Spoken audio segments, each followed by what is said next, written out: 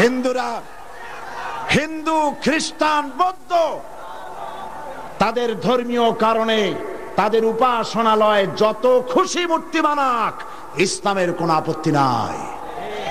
সুবহানাল্লাহ বলবেন না? কিন্তু আমার বাংলাদেশের 12 কোটি তাওহীদি জনতার রেভিনিউ নিয়ে, বাংলাদেশের জনগণের কষ্টার্জিত পয়সা নিয়ে ভাস্কর্যের নামে রাস্তার মোড়ে মোড়ে মূর্তি করার অধিকার কাউকে দেওয়া হয় নাই। এই মূর্তি রাসূল ভেঙেছেন, আর মুসলমান দেশে মূর্তি তৈরি হচ্ছে, আর লক্ষ লক্ষ মুসলমান চুপ করে বসে আছে। ঈমানের কোনো দাম নাই। আল্লাহ রাব্বুল আলামিন বলেছেন নবীর দায়িত্ব হলো ভালো কাজের আদেশ দেবে, অন্যায় কাজের নিষেধ করবে। এটা হলো নবীর দায়িত্ব। এই দায়িত্বটি আল্লাহ রাব্বুল আলামিন রাষ্ট্রকে দিয়েছেন, এটা নবীর দায়িত্ব। এই দায়িত্ব আল্লাহ রাব্বুল আলামিন ব্যক্তিকে দিয়ে দিয়েছেন। হযরতে লোকমান তার ছেলেকে ডেকে বলেছিলেন, গত বছর কোরআন শরীফের আয়াত তেলাওয়াত করে সূরা লোকমান তাফসীর করে শুনিয়েছিলাম, মনে আছে কিনা? হযরতে লোকমান তার ছেলেকে ডেকে বলেছেন, ইয়া বুনাইয়া আকিমিস সালাত ওয়া আমুর বিল মারুফি ওয়ানহা আনিল মুনকার ওয়াসবির আলা মা আসাবাক ইন্না যালিকা মিন আজমিল উমুর। হে প্রিয় বৎস, নামাজ প্রতিষ্ঠা করো, ভালো কাজের আদেশ দাও, অন্যায় কাজের নিষেধ করো। এই ভালো কাজের আদেশ দিতে গেলেই বিপদ হবে। ভালো কাজের আদেশ দিতে গেলে কি হবে? অন্যায় কাজের প্রতিরোধ করতে গেলে কি হবে? বিপদ হবে। বিপদ যখন আসবে, ওয়াসবির আলা মা আসাবাক, যখনই বিপদ আসবে তখন ধৈর্য ধারণ করবা। সেই ধৈর্যের অর্থ এই নয় বাধা দিতে গেছেন, থাপ্পড় একটা লাগাই দিছে, আর আপনি কবেন যে ব্যথা হয়েছেন নাকি, আরেকখান থাপ্পড় দিয়ে 32 খান ফালাই দেন। এর নাম সবর না। সবর এর অর্থ হচ্ছে আপনাকে বুদ্ধিমত্তার সাথে, প্রজ্ঞার সাথে, ধৈর্যের সাথে পরিস্থিতির মোকাবেলা করতে হবে, সাহসিকতার সাথে। এর নাম সবর। তাহলে ভালো কাজের আদেশ, অন্যায় কাজের প্রতিরোধ, এই কাজটি হচ্ছে নবীদের। এই কাজটি কার? এই কাজটি ব্যক্তির, প্রতিটি ব্যক্তির। আজকের মাহফিলে যত পুরুষ আর নারী এসেছেন, সমস্ত মানুষের, মুসলমানদের দায়িত্ব। এ দায়িত্ব রাষ্ট্রের। এই দায়িত্বগুলি কে বন্টন করেছেন? ও, এতক্ষণ তাও বুঝেন নাই? আল্লাহ। অন্তত একজনে বুঝছে মনে হয়। এ দায়িত্ব কে বন্টন করেছেন? আল্লাহ। এ দায়িত্ব তিনি বন্টন করেছেন। এটা ব্যক্তির, এটা নবীর, এটা উম্মতের, এটা দলের। ওয়ালতাকুম মিনকুম উম্মাতুন ইয়াদউনা ইলাল খায়র ওয়া ইয়ামুরুনা বিল মারুফ ওয়া ইয়ানহাউনা আনিল মুনকার। এ দায়িত্ব দলের, এ দায়িত্ব রাষ্ট্রের। আল্লাযীনা ইম্মাক্কান্নাহুম ফিল আরদ আকামুস সালাত ওয়া আতাউজ যাকাত ওয়া আমারু বিল মারুফ ওয়া নাহাউ আনিল মুনকার। মুসলমানেরা যদি ক্ষমতায় যায়, দিনদার ইমানদার লোকেরা যদি ক্ষমতায় যায়, 4খানা কাম করবে। জোরে বলেন কয়খান? প্রথম নম্বরে নামাজ কায়েম করবে, 2 নম্বরে যাকাত আদায় করবে, 3 নম্বরে ভালো ভালো কাজের আদেশ করবে, আর 4র্থ নম্বরে কি করবে? সমস্ত খারাপ কাজগুলি 2 হাত দিয়ে তারা বাধা দেবে। বাধা দেবে কি দিয়ে? হ্যাঁ, এইবার দেখা যাচ্ছে কয়েকজনে বলছে, বেশি লোকে ভয় পাইছে। বাধা দেবে কি দিয়ে? হ্যাঁ, এই 2 হাত দিয়ে বাধা দিতে হবে। এই কথাটা কে বলেছেন? না না, আল্লাহ বলেন না। আন্দাজে মারলে হইব নাকি? বুঝে শুনে জবাব দিতে হবে। 2 হাত দিয়ে বাধা দিতে হবে। কথাটি কার? রাসূল করিম সাল্লাল্লাহু আলাইহি ওয়াসাল্লামের। মান রা মিনকুম মুনকারান ফালিয়ুগাইয়িরহু বিয়াদি। 2 হাত দিয়ে বাধা দাও। 2 হাত দিয়ে অন্যায়ের প্রতিরোধ করো। আমরা করি? করি না। এই সরকারের আমলে সিনেমার যত ন্যাংটা ছবি রাস্তায় রাস্তায় টানানো। আমি জিজ্ঞেস করতে চাই, এত নোংরা ছবি বাংলার ইতিহাসে কোনদিন টানানো হয়েছে কিনা? একজন সরকার, একটা সরকার প্রধান নারী, একজন নারী সরকার প্রধান, আর তার সময় নারীরা সবচাইতে বেশি লাঞ্ছিত আর ধর্ষিত হলো। ভালো কাজের আদেশ দাও, অন্যায় কাজ থেকে ফিরাও। রমজান মোবারক আসতেছে, চট্টলার সিংহ পুরুষেরা হাত মজবুত করো, সিনেমার পোস্টার ছেড়ে আন্দোলন শুরু করে দাও। কোন সিনেমায় নগ্ন ছবি থাকতে পারবে না, কোন রাস্তায় নগ্ন ছবি থাকতে পারবে না।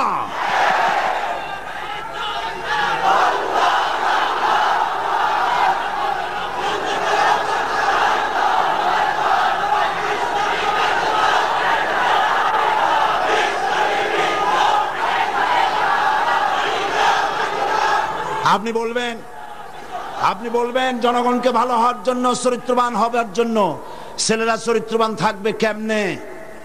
রাত 2টোর পরে ডিশ এন্টিনার মাধ্যমে নীল ছবি প্রদর্শিত হয় ডিশ এন্টিনা দিয়ে।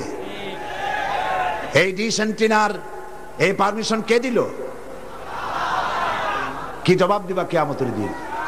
এত ধর্ষণ বাড়তেছে খামোখা, উলঙ্গ ছবি রাস্তায় টানানো, আর রাতের বেলায় নীল ছবি প্রদর্শিত হচ্ছে ডিশ এন্টিনার মাধ্যমে, যুবক যুবতীরা দেখতেছে।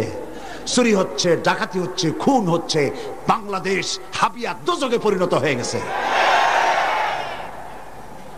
আমি মুসলমানদের যেই দলের হন, যত মানুষ এখানে এসেছেন, সকলের বিবেকের কাছে দাবি করি, সকলের বিবেকের কাছে আপিল করি। টেলিভিশনে একটা অনুষ্ঠান দেখায় না, জাতির বিবেকের কাছে প্রশ্ন? জাতির বিবেকের কাছে প্রশ্ন করে লাভ নাই, সরকারের বিবেকের কাছে প্রশ্ন করতে চাই। এই ডিশ এন্টিনা বন্ধ করো, সিনেমার নোংরামি বন্ধ করো, নইলে তোমাকে ক্ষমতা থেকে দড়ি বেঁধে টেনে বঙ্গোপসাগরে নিক্ষেপ করা হবে।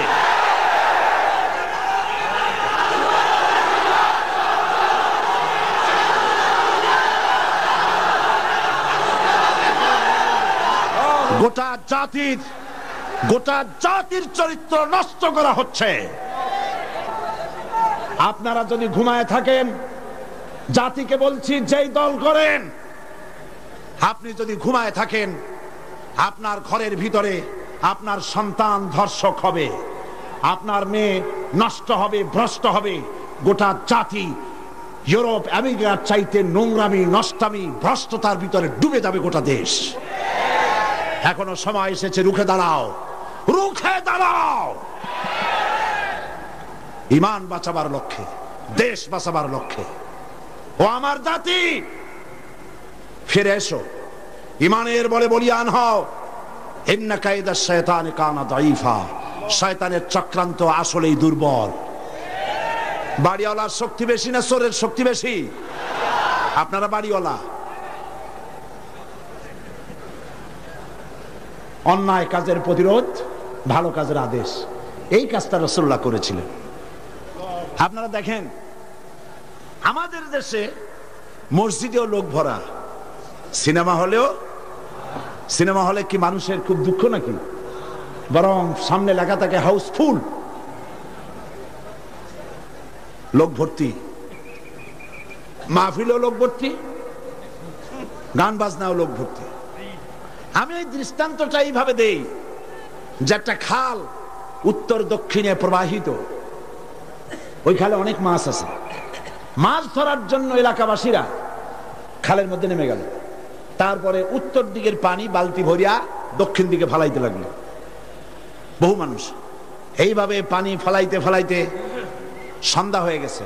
মাছ ধরার জন্য পিছনে তাকাইছে, তাকায় দেখে সামনেও যত পানি, পিছনেও তত পানি। মেহনত বরবাদ, গুনাহ লাজিম। এখন এই অবস্থা হলো কেন বলেন তো বুদ্ধি করিয়া? সুবহানাল্লাহ, সকলেই সচেতন, বুঝে ফেলাইছেন। বাঁধ না দিয়া সমানে পানি ফেলাইছে। আজকে যদি একটা আদর্শিক বাঁধ আমাদের থাকতো, তাহলে মসজিদ ভরা আর সিনেমা ভরা এটা হইতো না। আদর্শিক বাঁধ হলো ইসলামী রাষ্ট্র। ইসলামী রাষ্ট্র যদি হতো, তাহলে সিনেমার ছেলেরা, সিনেমা যারা দেখে ওরা ভালো হয়ে হইয়া মসজিদে ঢুকতো, আর মসজিদের মানুষ কোন রকম সিনেমায় যেত না। যত খারাপ ভালো হতো, যত খারাপ তত ভালো হতো। হতে হতে উত্তর দিকে তাকায় দেখা যেত খারাপ একটাও নাই, সব ভালো হয়ে গেছে। রাসূলুল্লাহ এটাই করেছে, আল্লাহর নবীরা এটাই করেছিলেন। এবং এই পদ্ধতি দিয়ে ওয়া আমরুহুম বিল মারুফ ওয়া ইয়ানহাহুম আনিল মুনকার, ভালো কাজের আদেশ করতেন, অন্যায় কাজ থেকে দুই হাতে ফিরে হাত দিয়ে বাধা দিতেন। ফিরতে হবেই। আজকে এই কাজটি করার পর রাসূল করিম সাল্লাল্লাহু আলাইহি ওয়াসাল্লাম তার যুগে 10 বছর এটার উপরে শাসন করলেন। আল্লাহ পাক বলেছেন এই কাজটা করলেই তোমরা মুক্তি পাবে, কল্যাণ পাবে। এই কি কাজ? ভালো কাজের আদেশ, অন্যায় কাজের নিষেধ। এই কাজটা করলেই তোমরা কি পাবে? কল্যাণ পাবে। তোমাদের রাষ্ট্র কল্যাণ রাষ্ট্রে পরিণত হয়ে যাবে। এই ওয়াদা কার? এবার দেখেন 10টি বছর নবীজি রাষ্ট্র পরিচালনা করার পর ইন্তেকাল করলেন। হযরত আবু বকর রাদিয়াল্লাহু তাআলা আনহু তিনি আজ রাষ্ট্রপ্রধান হয়েছেন। হযরত আবু বকর রাষ্ট্রপ্রধান হয়ে হযরত ওমর রাদিয়াল্লাহু তাআলা আনহুকে তিনি বিচারক বানালেন। হযরত আবু বকর হচ্ছেন রাষ্ট্রপ্রধান, হযরত ওমর হলেন কি? বিচারক। 1 বছর পূর্ণ হয়ে গেছে। ঐতিহাসিকরা লিখছেন, লক্ষ্য করুন, আমারু বিল মারুফ নাহি আনিল মুনকারের সুফল লক্ষ্য করুন। হযরত ওমর 1 বছর বিচারালয় দায়িত্ব পালন করলেন জাস্টিস হিসেবে। ফামাকাসামান ফালাম ইখতাসিম ইলাইহি ইসনান। ঐতিহাসিকরা লিখছেন 1 বছর পূর্ণ হয়ে গেল, হযরত ওমরের আদালতে 2 জন লোক এমন আসলো না যে একজন আরেকজনের বিরুদ্ধে কোনো মামলা দায়ের করেছে। সুবহানাল্লাহ কইতে ইচ্ছে করে না? এমন একটা লোক এসে একটা মামলা দায়ের করে নাই। পৃথিবীতে কি কোনো দৃষ্টান্ত আছে যে 1 বছরের মধ্যে কোনো মামলা দায়ের হয় না? হযরতে ওমর আবু বকর রাদিয়াল্লাহু তাআলা আনহুর কাছে এসে বলছেন, মা হাজাতা বি ইনদা কওমিল মুমিনিনা ইয়া খলিফাত রাসূলিল্লাহ সাল্লাল্লাহু আলাইহি ওয়াসাল্লাম। হে রাসূলের খলিফা, এই কওমের জন্য বিচারপতির দরকারটা কি? তিনি জিজ্ঞেস করছেন, লিমাযা, কেন তুমি আমাকে এই প্রশ্ন করছো? তিনি শোনালেন যে আমার কাছে 1 বছর হয়ে গেল, একজন লোক এসে মামলা দায়ের করে নাই। হযরত আবু বকর বলছেন, এর কারণ হিসেবে তুমি কি মনে করো? কি কারণে তোমার কাছে কোনো বিচার আসলো না, একটা মামলাও দায়ের হইল না 1 বছরে? কারণটা কি? এবার শোনেন, কারণ বলছেন কে? বলতেছেন কারণটা? ওমর ফারুক রাদিয়াল্লাহু তাআলা আনহু কারণ বলছেন। কারণ কি?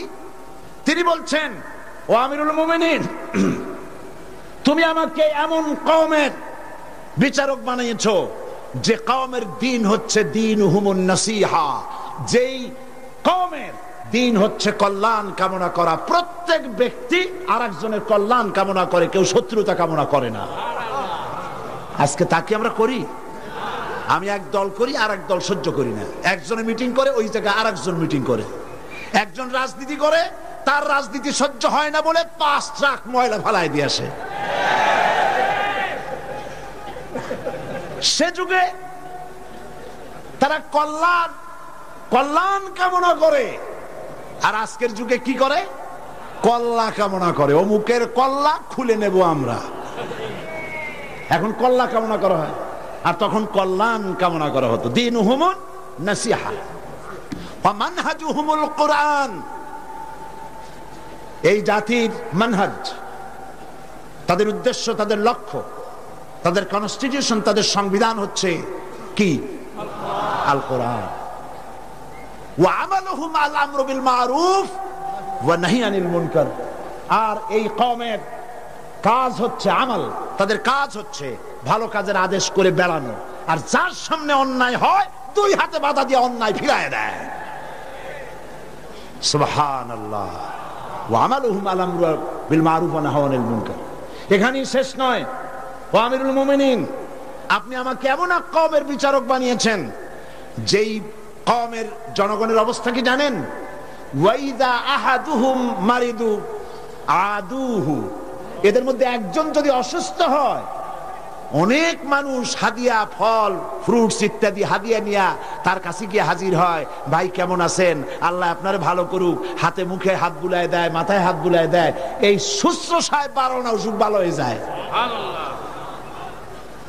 ওয়াইজাফতাকারা নাসারুহু, আর যখন তো তাদের মধ্য থেকে কেউ ফকির হয়, গরিব হয়, সাহায্য করার জন্য লোকেরা এগিয়ে আসে।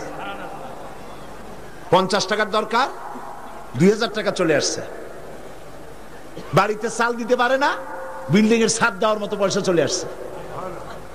ওয়াইজাহতাজা সাদুহু, আর যখন কারো কিছু প্রয়োজন হয়, সেই প্রয়োজন মিটাবার জন্য চতুর্দিক থেকে লোকেরা এসে হাজির হয়ে যায়।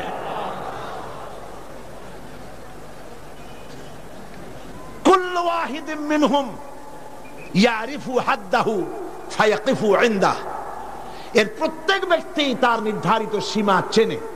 যেখানে আল্লাহ রাব্বুল আলামিন যে জিনিসকে হারাম করেছেন, ওই হারামের বর্ডারে গিয়ে দাঁড়ায় যায়, হারামকে ক্রস করে না। ফায়াকিফু ইনদাহু, সেখানে দাঁড়িয়ে যায়। ফাফিমা হুম ইয়াখতাসিমুনা ইলাইয়া ইয়া খলিফাতা রাসূলিল্লাহ সাল্লাল্লাহু আলাইহি ওয়াসাল্লাম। সুতরাং এই জাতির জন্য বিচারকের দরকারটা কি? খামোখা সারাদিন আমি বসে থাকি, বিচারকের কোনো দরকার নাই। আহারে সুবহানাল্লাহ বলতে পারলেন না। রাসূলুল্লাহ এই সমাজ তৈরি করেছিলেন। এই সমাজ জাতীয়তাবাদ, উগ্র জাতীয়তাবাদের মধ্য দিয়ে, সমাজতন্ত্রের মধ্য দিয়ে, ধর্ম নিরপেক্ষ মতবাদের মধ্য দিয়ে, আল্লাহর কসম এই সমাজের চেহারা আপনারা দেখতে পারবেন না।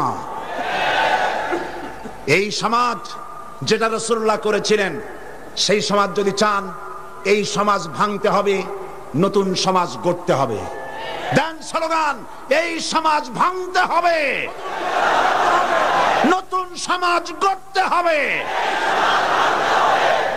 এ সমাজকে ভেঙে দিয়ে, এই সমাজ ভেঙে দিয়ে নতুন যে সমাজ হবে, সেই সমাজ উগ্র জাতীয়তাবাদের সমাজ নয়, সমাজতন্ত্রের সমাজ নয়, ধর্ম নিরপেক্ষতাবাদের সমাজ অবশ্যই নয়।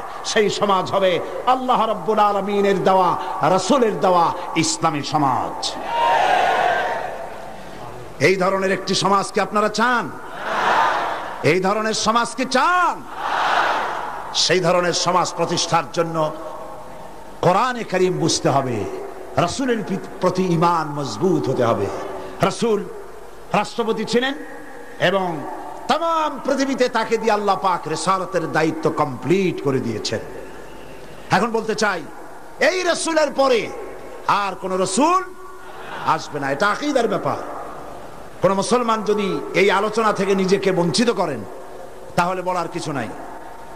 এটি গুরুত্বপূর্ণ আলোচনা। খাতমে নবুয়ত, বিগত কয়েক যুগ ধরে ইসলামের বিরুদ্ধে যে সব ফিতনার উদ্ভব হয়েছে, তার মধ্যে নতুন নবুয়তের দাবি হচ্ছে একটি মারাত্মক ষড়যন্ত্র। এ ব্যাপারে খাতমে নবুয়তের বিশ্বাসের তাৎপর্য, গুরুত্ব অনুধাবন করা রিসালাতের অপরিহার্য দাবি। একজন নবীর পর আর একজন নবী আসতে পারে কেবলমাত্র 3টি কারণে। বোঝেন ভালো করে, একজন নবীর পরে আরেকজন নবীর আসার কারণ হতে পারে মাত্র 3টি। কয়টি? 1, প্রথম নবীর শিক্ষা বিলুপ্ত হয়ে গেছে এবং তা পুনর্বার পেশ করা প্রয়োজন, এই জন্য একজন নবী আসা দরকার। রাসূলুল্লাহর শিক্ষা কি বিলুপ্ত হয়েছে? রাসূলুল্লাহর শিক্ষা বিলুপ্ত হয়নি, চির অম্লান হয়ে আছে। নতুন নবীর প্রয়োজন নাই। 2, প্রথম নবীর শিক্ষা পূর্ণাঙ্গ নয় এবং তার শিক্ষা সংশোধনের বা পরিবর্তনের প্রয়োজন, এজন্য নতুন একজন নবীর প্রয়োজন। রাসূল করিম সাল্লাল্লাহু আলাইহি ওয়াসাল্লামের শিক্ষা কি পূর্ণাঙ্গ নয়? তা কি সংশোধন এবং পরিবর্তনের কোনো প্রয়োজন আছে? 3, প্রথম নবীর শিক্ষা একটি জাতির জন্য সীমাবদ্ধ, অন্যান্য জাতির জন্য আর একজন নবী দরকার। রাসূল করিম সাল্লাল্লাহু আলাইহি ওয়াসাল্লাম কি শুধু একটি জাতির নবী? রাসূল করিম সাল্লাল্লাহু আলাইহি ওয়াসাল্লাম হচ্ছেন বিশ্ব নবী। সুতরাং তার নবুয়তের পরে নতুন কোন নবীর আমদানির কোনো প্রয়োজন নাই। রাসূল করিম সাল্লাল্লাহু আলাইহি ওয়াসাল্লামের নবুয়ত শেষ, এরপরে আর কোন নবী? কোরআনে কারীমের চূড়ান্ত দলিল শুনুন, মা কানা মুহাম্মাদুন আবা আহাদিম মির রিজালিকুম ওয়ালাকির রাসূলুল্লাহি ওয়া খাতামান নাবিয়্যিন। মুহাম্মদ সাল্লাল্লাহু আলাইহি ওয়াসাল্লাম তোমাদের কোন পুরুষদের পিতা নন, বরং তিনি আল্লাহর রাসূল এবং নবীগণের পরিসমাপ্তকারী আর আল্লাহর সর্ববিষয়ে মহাজ্ঞানী। এই খাতামান নাবিয়্যিন, খাতাম শব্দের উল্লেখ করে নবুয়তের দুয়ার চিরকালের জন্য আল্লাহ পাক বন্ধ করে দিয়েছেন। সেই প্রথম শতাব্দী থেকে আজ পর্যন্ত, হিজরি প্রথম শতাব্দী থেকে নিয়ে পর্যন্ত পৃথিবীর সমস্ত উলামায়ে কিরামে একমত, পৃথিবীতে আর কোন নবী আসবেন না, আসার কোনো দরকার নেই। অথচ এই খাতামের অর্থ নতুন নবী, ভণ্ড নবী, মিথ্যা দাবিদার নবী, পৃথিবীর নিকৃষ্ট শয়তান গোলাম মোহাম্মদ কাদিয়ানী, আল্লাহর জাহান্নামের আগুন তার কবরে অনন্তকাল জ্বলতে থাকুক।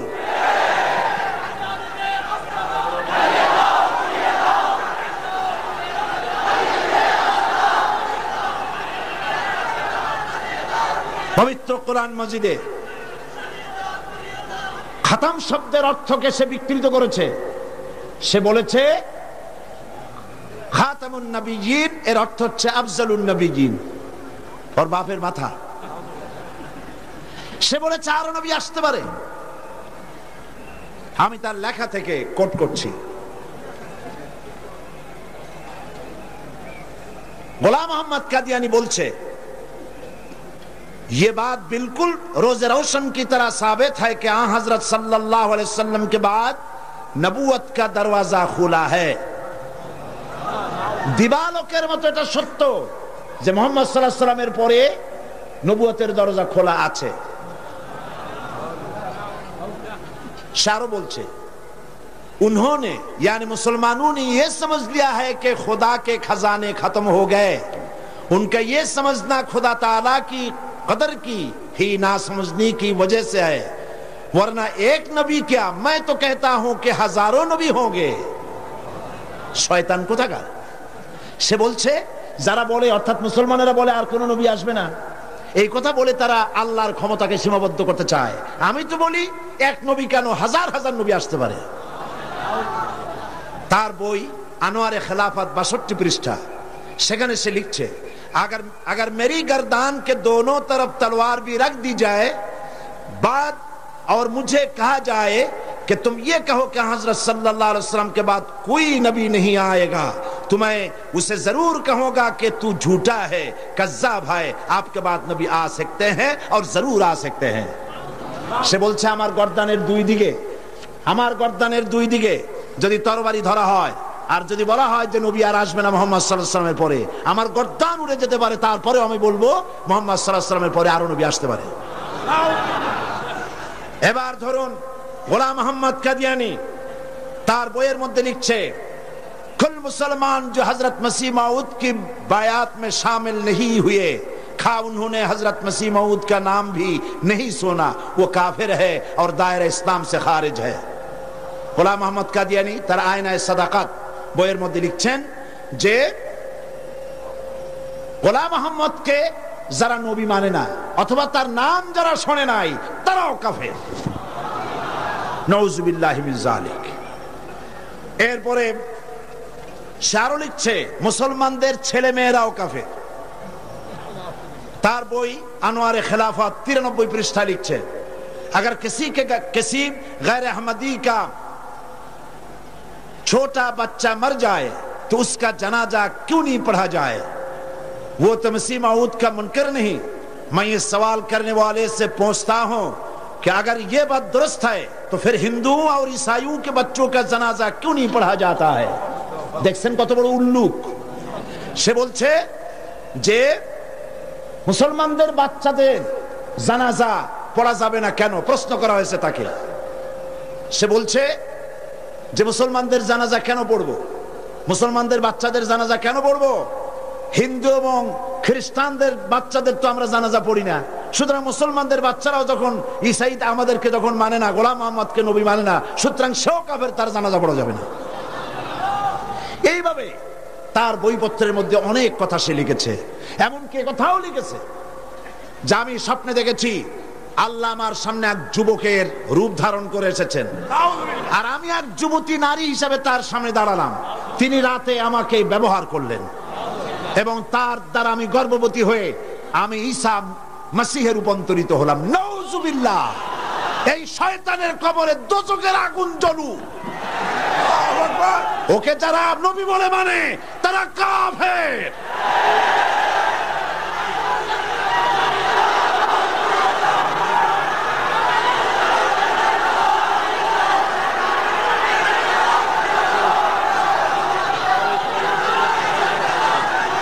রাসূল করিম সাল্লাল্লাহু আলাইহি ওয়াসাল্লাম খাতমে নবুয়ত সম্পর্কে বলেছেন, ইন্না মাসালি ওয়া মাসালাল আমবিয়া মিন ক্বাবলি কামাসালি রাজুলিন বানা বাইতান ফাহসানাহু ওয়া আজমালাহু ইল্লা মাওদা'a লাবিনাতিন মিন যাওয়াবিয়াতিন ফাজআলান নাসু ইয়াতুফুনা বিহি ওয়া ইউজিবুনা লাহু ওয়া ইয়াকুলুনা হাল্লা উদিআত হাযিহিল লাবিনা ফাআনা আল লাবিনা ওয়া আনা খাতামুন নবিয়্যিন। বুখারী কিতাবুল মানাকিব।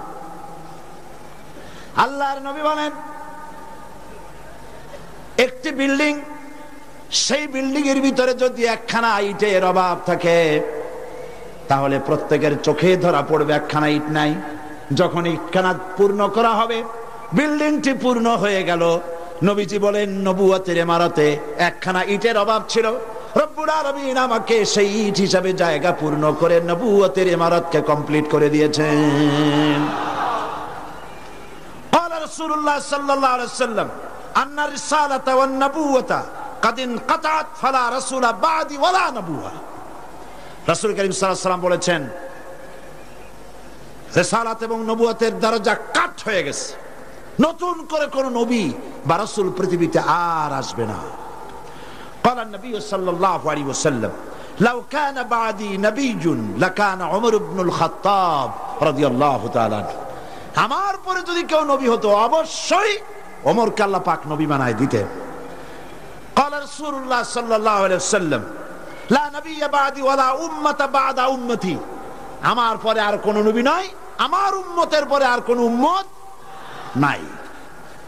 রাসূল করিম সাল্লাল্লাহু আলাইহি ওয়াসাল্লাম বলেছেন, আন সাওবান রাদিয়াল্লাহু তাআলা আনহু আন্নাহু قال قال رسول الله صلى الله عليه وسلم وأنه سيكون في أمتي 30 كذبون كلهم يزعم أنه نبي وأنا خاتم النبيين لا نبي بعدي। رواه أبو داود كتاب الفتن। আবু দাউদ শরীফে এসেছে রাসূল করিম সাল্লাল্লাহু আলাইহি ওয়াসাল্লাম বলেছেন, আমার পরে 30 জন মিথ্যাবাদী নবুয়তের দাবি করবে। মিথ্যাবাদী, কাযযাব, দাজ্জাল। অথচ আমার পরে আমি শেষ নবী, আমার পরে আর কোন নবী আসবে না। রাসূলুল্লাহ সাল্লাল্লাহু আলাইহি ওয়াসাল্লামের জীবনের শেষ ভাগে মুসাইলামা কাযযাব মিথ্যা নবুয়তের দাবি করলো। রাসূলের পরে যদি আর কোন নবী আসার গুঞ্জাইশ থাকতো তাহলে আপনারা বলেন, হুজুরের ইন্তেকালের পর সর্বপ্রথম যে যুদ্ধ হলো সেটা তো এই যুদ্ধই ছিল। মুসাইলামা কাযযাবকে গ্রেফতার করার জন্য, তার বিরুদ্ধে যুদ্ধ করার জন্য সমস্ত সাহাবায়ে কেরাম এক হয়ে গিয়েছিলেন।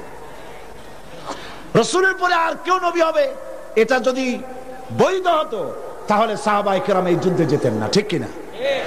তার বিরুদ্ধে যুদ্ধ করেছেন। সেই বেটা নবুয়তের দাবি করছে, লোকেরা কয় আপনি তো খালি নবী নবী করেন, তা আপনার ওহী কই? কয় যে দেখো কেবল না নবী হইলাম, একটু অপেক্ষা তো করবা। হ্যাঁ, জিবরাইল আসুক। কয়েকদিন পর কয় যে জিবরাইল আসছিল আজকে। তারপর কি সূরা পাইলেন? কয় যে সূরা একখান পাইছে। সূরা কয় শোনা না আমাদেরকে, তো উম্মত তো কিছু পাবেই। উম্মত পাবে না? এখনো কেউ দাবি করুক নবী, দেখবেন কিছু উম্মত পেয়ে যাবে। পাগল ছাগলের তো অভাব নাই, ঠিক কিনা? তা না হলে গোসল শরীফের পানি মানুষে খাইতে পারে? নাউজুবিল্লাহ। কোন একজন পীর হয়, ওনার একটা গোসল শরীফ হবে, গোসলের পানি শরীরের যত জায়গা ধুইয়া পড়লো, নাউজুবিল্লাহ, এইগুলা মানুষে খায়। সুতরাং পাগল ছাগলের অভাব নাই। পাগল ছাগল আছে, কিছু উম্মত পাইয়া গেছে, উম্মতেরা কয় সূরা কই, কয় পাইছি সূরা। সূরা একটা শোনাই দিল, ইন্না আ'তাইনাকাল আকা ফাসাল্লি লিরাব্বিকা ওয়াজআক ইন্না শানিয়াকা হুয়াল আবলাক। উম্মতেরা কয় যে তো মহামরণ, এ কি সূরায় পড়তে গেলে তো কাশি আসে। আর অর্থ কি? রাসূলুল্লাহর উপরে যে সূরা নাজিল হইছে সুবহানাল্লাহ, তা শুনলে চোখ দিয়া পানি পড়ে। আর এটা সূরা হইল, অর্থটা কি? আমি তোমাকে নিশ্চয়ই হুতুম পেশা দান করেছি, সুতরাং তোমার রবের উদ্দেশ্যে চিৎকার মারো, তোমার শত্রুরা শ্বেত এবং কালো বর্ণের হবে। এটা হইল কি? আগা নাই মাথা নাই, তো হইল কি? তারপরে যুদ্ধ হলো, শয়তান মরল। 30 জন মিথ্যাবাদী নবুয়তের দাবি করবে, তার মধ্যে সর্বশেষ এই নবুয়তের দাবি করতে আসলো গোলাম মোহাম্মদ কাদিয়ানী। অথচ রাসূলের পর যার কোন নবী আসবে না, কোরআন সাক্ষী, সমস্ত হাদিস গুলি সাক্ষী। কোরআন শরীফের যত তাফসীর আছে, কাশাফ, বাইজাবি, তাবারি, কুরতুবি, রুহুল বায়ান, রুহুল মানি, খাজিন, দুররে মনসুর ফি জিলালিল কোরআন, জালালাইন, যত তাফসীর, আরবি তাফসীর পৃথিবীতে আছে, সমস্ত তাফসীর খাতামুন নবীনের তাফসীর করেছে। এরপরে আর কোন নবী আসবে না। একটি কথা মাঝখানে শোনায়নি, এই পৃথিবীতে খ্রিস্টান এবং ইহুদিরা যখনই মুসলমানদেরকে আক্রমণ করতে চেয়েছে কোনো ব্যাপারে, তখন মুসলমানদেরকে ব্যবহার করেছে। ঠিক না? মুসলমানদেরকে ব্যবহার করেছে। রাসূলুল্লাহকে গালি দেওয়ার জন্য বাংলাদেশে কবি নামের কলঙ্ক দাউদ হায়দার নামক এক শয়তানকে তারা ব্যবহার করেছিল। আবার কোরআন শরীফকে সংশোধন করতে হবে বলে নারী নামের কলঙ্ক, ওই শয়তানের নাম নেব না, তারে ব্যবহার করছিল। হযরত আয়েশা রাদিয়াল্লাহু তাআলা আনহাকে গালি দেওয়ার জন্য সালমান রুশদির মতো একটা শয়তানকে তারা ব্যবহার করেছিল। অনুরূপভাবে খাতমে নবুয়তের উপরে হামলা করার জন্য খ্রিস্টান আর ইহুদিরা আগায় আসে নাই, গোলাম মোহাম্মদ নামক এক শয়তানকে ব্যবহার করেছে। সে বলল আমি নবী। তারপরে এইসব হাবিজাবি বইপত্র লিখলো, উর্দুতে, ইংরেজিতে, নানান ভাষায় লিখলো। সে ছিল ইংরেজের দালাল। এরপরে আরেকটি কথা হচ্ছে, ইমাম আজম রাহমাতুল্লাহ আলাইহি বলেছেন, আপনারা বিরক্ত হচ্ছেন না তো? ইমাম আজম রাহমাতুল্লাহ আলাইহি বলেছেন, মুহাম্মদ সাল্লাল্লাহু আলাইহি ওয়াসাল্লামের পরে যদি কেউ নবুয়তের দাবি করে, তার কাছে দলিল চাওয়া যাবে না, যে তুমি যে নবী তার দলিল কি দাও। এই দলিল চাওয়া গুমরাহি, কুফরি। কারণ তুমি প্রমাণ করেছো সে যদি দলিল দিতে পারে তাহলে তার নবুয়ত তুমি মানবা। নাউজুবিল্লাহ। মাওলানা আতাউল্লাহ শাহ বুখারী রাহমাতুল্লাহ আলাইহি সেই যুগের শ্রেষ্ঠ আলেম,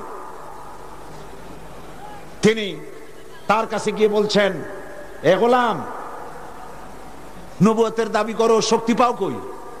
কয় শক্তি দিছে আমার কোরআন শরীফ। কোথায় আছে? কয় কোরআন শরীফে আছে না, সূরা আস-সফের মধ্যে আমাকে বলা হয়েছে ঈসা আলাইহিস সালাম আমার ব্যাপারে বলেছেন, ইয়াতি মিন বাদ ইসমুহু আহমদ, আমার পরে একজন আসবেন তার নাম হবে আহমদ, আমি সেই আহমদ। মাওলানা বুখারী বললেন, ঈসা আলাইহিস সালাম যার কথা বলে গেছেন তার নাম আহমদ, আর তোর নাম হচ্ছে গোলাম আহমদ। তার অর্থ হচ্ছে ঈসা আলাইহিস সালাম যে আহমদের কথা বলেছেন সেই আহমদের তুই গোলাম। গোলাম আহমদ বলছে, এটা তো খুব মুশকিল হয়ে গেল। তাহলে আমি আমার নামের প্রথম শব্দ বাদ দিয়ে দিলাম, গোলাম বাদ দিলাম, আজ থেকে আহমদ হয়ে গেলাম। এখন কি করবেন? মাওলানা বলছেন, বহুত ঠিক, তোমার ফতোয়া দিয়ে আমি বলতে চাই, নামের প্রথম অংশ বাদ দেওয়া যদি জায়েজ হয়, তুমি যেমন বাদ দিছো আমারটাও বাদ দিলাম। আমার নাম আতা আল্লাহ, আমার নামের আতা বাদ দিলাম। আমার নামের আতা বাদ দিলে আমি আল্লাহ হই, আর আমি আল্লাহ হয়ে কই তোর মতো গাধারে আমি নবুয়ত দেই নাই। এরপর এই শয়তানের মউত হলো। উম্মতেরা তালাশ করে পায় না, 3 দিন খোঁজ নাই, নবী গেল কই?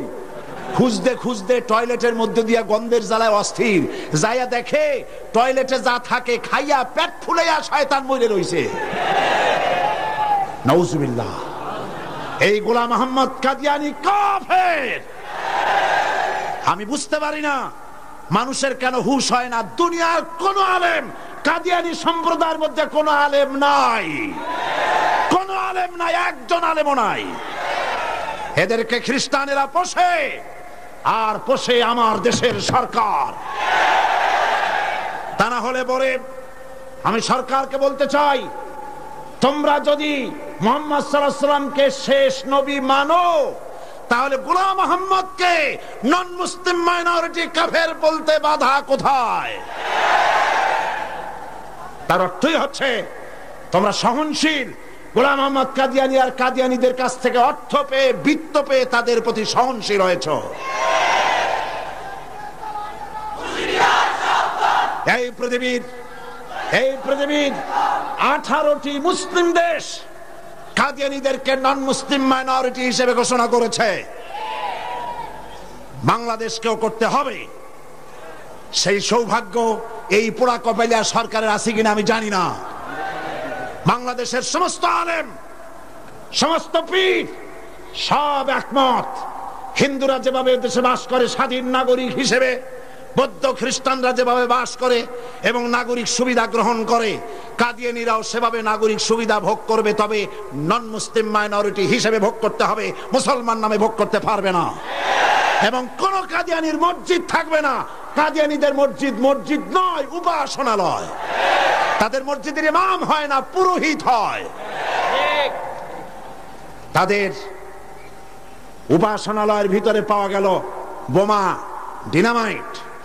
তাদের পুরোহিতদেরকে গ্রেফতার না করে, তাদের নেতাদেরকে গ্রেফতার না করে, আল্লাহর বান্দা এদেশের আলেমদেরকে গ্রেফতার করে পুলিশ রিমান্ডে নিয়ে নির্যাতন চালানো হচ্ছে। মনে রেখো, আল্লাহ বলেন, ওয়ায়ামুদ্দুহুম ফি তুগয়ানিহিম ইয়ামাহুন, আমি সীমা লঙ্ঘনকারীদেরকে ঢিল দেই, দেখি কদ্দুর পারো।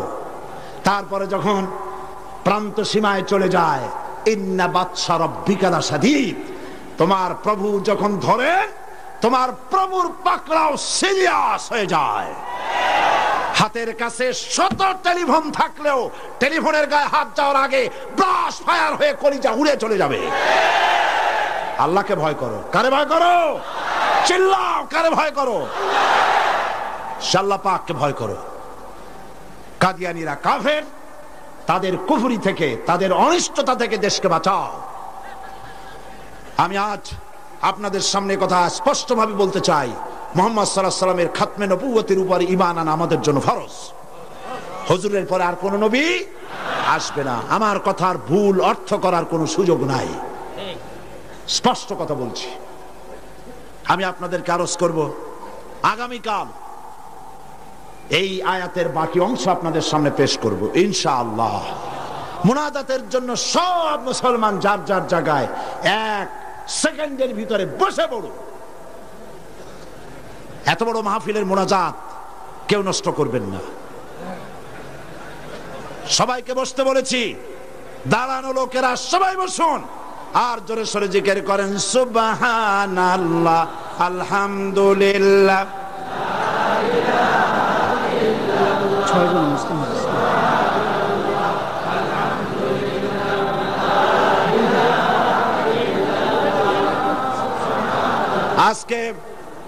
আজকে 6 জন মুসলিম ইসলাম কবুল করার জন্য এসেছেন।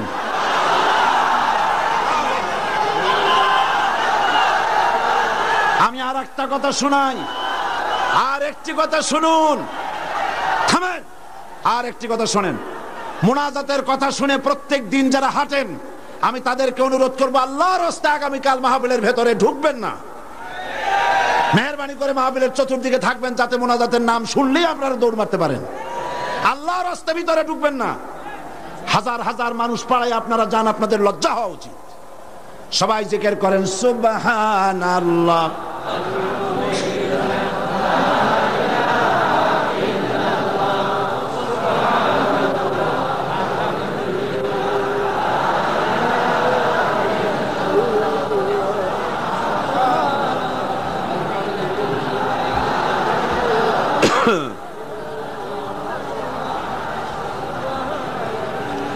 আজকে যারা ইসলাম কবুল করবেন তারা হচ্ছেন সুনীল কান্তি দাস, পিতা Arjit Kanti Das, B block road, Chandgaon, Panchlaish.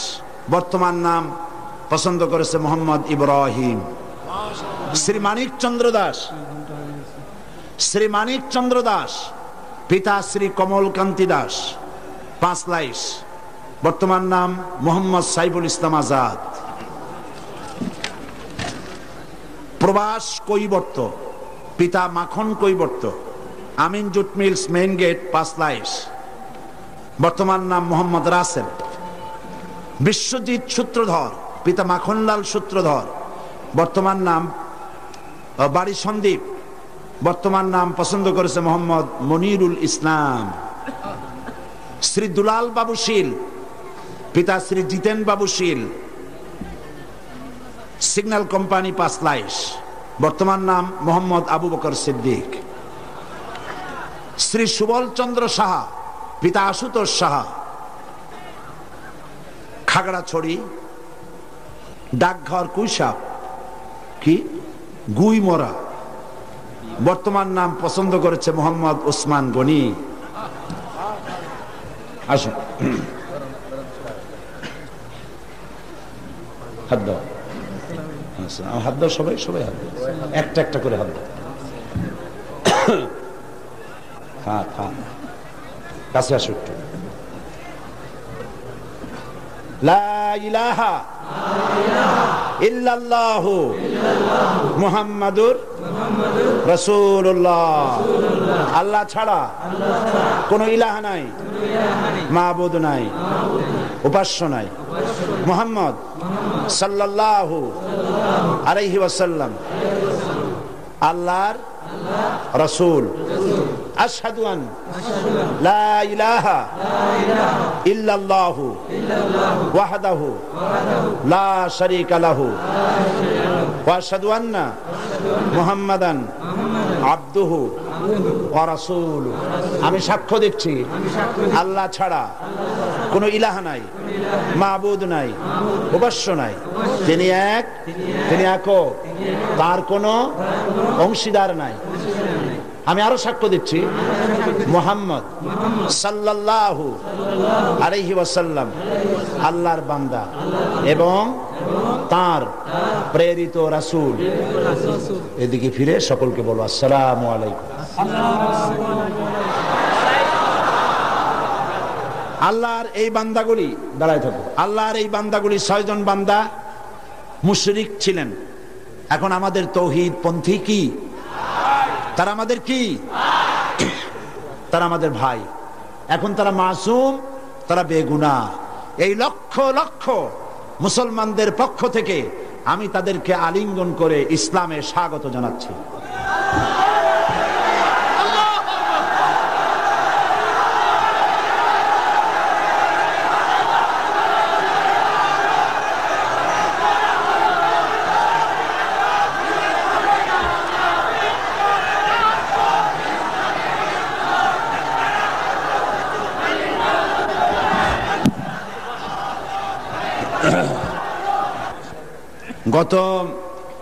গতদিন মহিলা মাহফিল কবে হয়েছিল? গতকাল মহিলা মাহফিলে এক বোন প্রশ্ন করেছিলেন যে বিনবাজ, আব্দুল্লাহ বিন বাজ, যিনি ইন্তেকাল করেছেন, সৌদি আরবের গ্রান্ড মুফতি এবং বর্তমান বিশ্বের শ্রেষ্ঠ আলেম, নওয়ারাল্লাহু মারকাদাহু ওয়া জালাল জান্নাতা মাসওয়াহু, আল্লাহ তাকে জান্নাতুল ফিরদাউসের মেহমান বানিয়ে নিন। অনেক বড় আলেম, উঁচু পায়ার আলেম। তো সে বোন প্রশ্ন করেছেন যে তার এক কিতাব পড়েছেন তিনি, সেখানে লেখা আছে যে নামাজের নিয়ত করতে হবে না, নিয়ত যেভাবে পড়া হয় এইভাবে মুখে নিয়ত পড়া লাগবে না। এটা ঠিক কিনা আমার কাছে প্রশ্ন করেছেন। তা আমি প্রশ্নের জবাবে বলেছি যে বিন বাজ সারা পৃথিবীতে স্বীকৃত শ্রেষ্ঠ আলেম, সমস্ত ওলামা মহলের কাছে তাকে ওস্তাজুল ওলামা বলা হয়, ওস্তাজুল আসাতিজা বলা হয়। সুতরাং তিনি ভুল লেখেননি। আরবিতে যেভাবে আমাদের দেশে নিয়ত পড়া হয়, নাওয়াইতু আন উসাল্লি লিল্লাহি তাআলা রাকাতায় সালাতিল, এই যে নিয়তটা আরবিতে আমরা পড়ি, এইভাবে হুজুর সাল্লাল্লাহু আলাইহি ওয়াসাল্লাম পড়েন নাই, সাহাবায়ে কেরাম এরকম পড়েন নাই। সুতরাং মনে মনে নিয়ত করা নামাজের জন্য নিয়ত করা, সেটা যে ভাষাই হোক এটা চলতে পারে, মুখে ওইভাবে উচ্চারণ করা প্রয়োজন নেই। এই কথাটা বলায় একজন আমাকে লিখেছেন যে এটা নাকি আজকে টক অফ দ্য টাউন, সারা একেবারে শহরে এটাই হয়েছে যে নামাজের নাকি নিয়ত করা লাগবে না, কোনো জিনিসের নাকি নিয়তই দরকার নেই। মানুষ শোনে একটা, বোঝে আর একটা, বলে আর একটা। নিয়ত তো করতে হবে, কিন্তু মুখে ওইভাবে নিয়ত মুখে উচ্চারণ করা এভাবে হাদিস শরীফে কোথাও নাই, রাসূল সাল্লাল্লাহু আলাইহি ওয়াসাল্লাম করেন নাই, সাহাবায়ে কেরাম করেন নাই। সুতরাং এগুলো নিয়ে উল্টাপাল্টা মন্তব্য পেশ করার কোনো জরুরত নেই। হ্যাঁ, নিয়ত তো করবে, নিয়ত তো করতে হবে, সেটা তো বললাম না। নিয়ত পড়তে হবে, কিন্তু মুখে ওইভাবে উচ্চারণ করার জরুরত নেই। একজন বলেছে আপনি টাকা দিয়ে প্রতি বছর মুসলমান বানান, দেখছেন অবস্থা? এইসব প্রশ্ন আমার কাছে দেন কি কেমন? এদের জিজ্ঞেস করেন এই 6 জনের কাছে যে আমি কয় টাকা দিছি, আমি জিন্দিগিতে এদের দেখছি কিনা, এরা আমারে দেখছে কিনা। আল্লাহ হেদায়েত করুন। জি, তো আমি নিয়তের ব্যাপারটা পরিষ্কার করে দিতে চাই। প্রত্যেক কাজের নিয়ত করতে হবে। ইন্নামাল আমালু বিন্নিয়াত, নিয়তটাই হচ্ছে প্রধান। তবে মুখে উচ্চারণ করার যে রীতি চালু হয়েছে এভাবে হাদিস শরীফে নাই। নিয়তটা করতে হবে, তবে এভাবে নয় যেভাবে আমরা করা বাধ্যতামূলক মনে করি। কথাটা পরিষ্কার হয়েছে কিনা? আলহামদুলিল্লাহ। এখন আরেকটি কথা আপনাদের সামনে বলতে চাই যে তাফসীরুল কোরআন মাহফিল, এই বিশাল জনসমুদ্র প্রতি বছর এখানে হয়। এই বছর রাজনৈতিক কারণে নানান অসুবিধা হয়েছে, যার কারণে মাওলানা শামসুদ্দিন সাহেব এবং তার সাথীরা আপনাদের খেদমতে আপনাদের দুয়ারে দুয়ারে যেতে পারেন নাই, যেমন অন্যান্য বছর যেয়ে থাকেন। হরতাল হয়েছে, বিক্ষোভ হয়েছে, মিছিল হয়েছে, নানান রকমের ক্রাইসিস হয়েছে, যার জন্য যেতে পারেনি। ফলে 21 লক্ষ টাকা যেখানে বাজেট, এই বাজেট তারা পুরো করতে পারেননি। অথচ এখানে যত লোক বসে আছেন সকলে প্রাণ খুলে, প্রাণ উজাড় করে সাহায্য করলে উনি নিশ্চয়ই ঋণগ্রস্ত থাকবেন না। আপনারা করবেন না তা? তাফসীরুল কোরআন মাহফিলকে ঋণ মুক্ত করতে প্রস্তুত আছেন কিনা? আল্লাহ পাক, আমি জানি আপনারা এটা করবেন, আর আল্লাহ পাক সমাজ কল্যাণকে মাকরুজ রাখবেন না, ইনশাআল্লাহ। আমরা বলি ইনশাআল্লাহ। আরেকটি কথা, সেটি হচ্ছে বাংলাদেশে এত বড় বই মেলা, ইসলামের পক্ষে এত বড় বই মেলা বাংলাদেশের কোথাও হয় না। আলহামদুলিল্লাহ বলবেন না? আলহামদুলিল্লাহ বলবেন না? এবং এই বই মেলা নিছক সলিড ইসলামের পক্ষে। এখানে কোন নাস্তিক, মুরতাদ, ইসলাম বিরোধী কোন লেখকের কোন লেখা একটা পাতাও এখানে আসে না। এটা সলিড ইসলামের বই মেলা। আলহামদুলিল্লাহ কোন? আর বই কেনা একটা অভ্যাসে পরিণত করুন। বিবাহ শাদীতে থালাবাটি, ঘটি গ্লাস উপহার না দিয়া বই উপহার দিন। একটা বই একজনকে দেওয়ার অর্থ হলো ইসলামের একটা কর্মী তার সাথে দিয়ে দেওয়া, তার জীবনের পরিবর্তন এসে যাবে। বিবাহে তাফসীর হাদিয়া দেওয়ার অভ্যাস করুন। ইসলামের বইপত্র, ইসলামী সাহিত্য সুন্দর করে র্যাপিং কাগজে পেঁচাইয়া ফুল টুল দিয়া কায়দা করে এইটা দেওয়ার ব্যবস্থা করেন। থালাবাটি, ঘটি গ্লাস, স্যুপ, কাপ ইত্যাদিও মানুষ কিনতেই পারবে, ওগুলো নিয়ে অসুবিধা হবে না। বই দিবেন। উপহার কি দিবেন? স্ত্রীকে দিবেন, মেয়েকে দিবেন, বোনকে দিবেন, সকলকে দিবেন। আমি চাই যত লোক এসেছেন প্রত্যেকের হাতে একটা করে বই দেখতে চাই। রাজি আছেন? তা 5 টাকা দামের বই হোক অথবা 200 টাকা দামের বই হোক, প্রত্যেকের হাতে বই নিতে হবে। বই হবে ইসলামী আন্দোলনের প্রতিকৃত। জোরে বলেন আমিন। তাফসীরুল কোরআন ফি জিলালিল কোরআন, সৈয়দ কুতুব শহীদ রহমতুল্লাহ আলাইহির 22 খণ্ডে এটা বাংলা পূর্ণ হয়ে গেছে। বলেন আলহামদুলিল্লাহ। এই তাফসীর এখানে এসেছে 5000 টাকার হাদিয়া, 22 খণ্ড। কিন্তু তাফসীরুল কোরআন মাহফিল উপলক্ষে মাত্র 3000 টাকা। আপনারা গ্রহণ করুন, মানুষকে হাদিয়া দেন, নিজেরা কোরআন শরীফ জেনে পড়ে তার দ্বারা জীবনকে ধন্য করুন। এবং রিসালাতের উপরে যে আলোচনা আমি করতেছি এই 2 দিন ধরে, এর উপরে আমার অত্যন্ত স্নেহের জনাব অধ্যাপক মফিজুর রহমান সাহেবের লেখা কোরআনের আয়নায় বিম্বিত রাসূলুল্লাহ সাল্লাল্লাহু আলাইহি ওয়াসাল্লাম, ইসলামী ছাত্র শিবিরের এটা পাঠ্যপুস্তক হিসেবে তারা গ্রহণ করেছে। এই বইটি অত্যন্ত গুরুত্বপূর্ণ, কোরআন হাদিস দিয়ে ভরা। আপনারা মেহেরবানি করে সে বই গ্রহণ করার জন্য চেষ্টা করবেন। আল্লাহ তৌফিক দিন। না বলে বুঝবেন, না বললে বুঝবেন না যে কি বই নেবেন। সেই জন্য বলছি, কোরআনের বই, হাদিসের বই, অসংখ্য বই আছে। হাত ভর্তি করে, পকেট ভর্তি করে আপনারা বই নিয়ে যান। আল্লাহ পাক আপনাদেরকে তৌফিক দান করুন। এবং আমি কেন জামাত ইসলামী করি, দাড়ি আর টুপি সম্পর্কে যে সমস্ত প্রতিবাদ আমাদের বন্ধুরা আমাদের বিরুদ্ধে বলেন, দাড়ি এবং টুপি সম্পর্কে আমাদের আকীদা কি, মাওলানা মওদুদী রাহমাতুল্লাহ আলাইহি তিনি কি কাজ করেছিলেন, এর উপরে বিস্তারিত লেখা ইসলামের রাজনৈতিক বিধান আমার বইটির ভিতরে আছে, সংগ্রহ করুন। দ্বিধা দ্বন্দ্ব সন্দেহ নিজেরও দূর হবে, অন্যদেরও দূর করতে পারবেন। আল্লাহ তৌফিক দান করুন, আল্লাহুম্মা আমিন। রব্বানা যালামনা আনফুসানা ওয়া ইন লাম তাগফির লানা ওয়া তারহামনা লানাকুনান্না মিনাল খাসিরিন।